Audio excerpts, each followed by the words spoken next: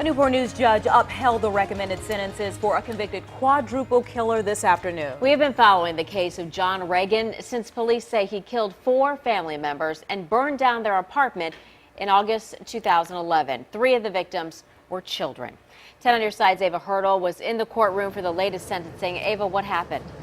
Well, John Reagan represented himself, Stephanie, and he asked the judge to set aside the jury's guilty verdicts.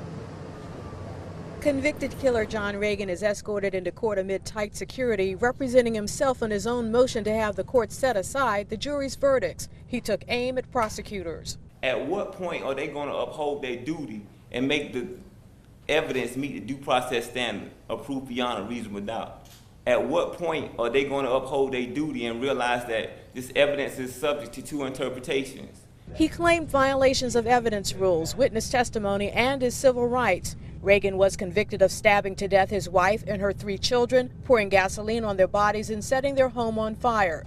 Prosecutors argued Reagan was not only ably represented by his 3 attorneys, but got a fair trial. Judge Timothy Fisher denied Reagan's motion and then imposed the recommended sentences: 3 life terms for the capital murders of his 3 stepchildren, 40 years for the second-degree murder of his wife Crystal, a life term for arson, and 5 years each for the 4 unlawful stabbing convictions. Commonwealth's attorney Howard Gwynn characterized Reagan this way. It's a cold-blooded killer. He's a cold-blooded, remorseless killer. And how else would you describe somebody who could go through a house and systematically kill everybody, especially children that had only known him as a father? He says at no time has Reagan talked about the loss of his family. Now, Reagan could soon leave here and head to a state prison. A judge has noted he's filed an appeal in this case. We're live in Newport News. Ava Hurdle, 10 on your side.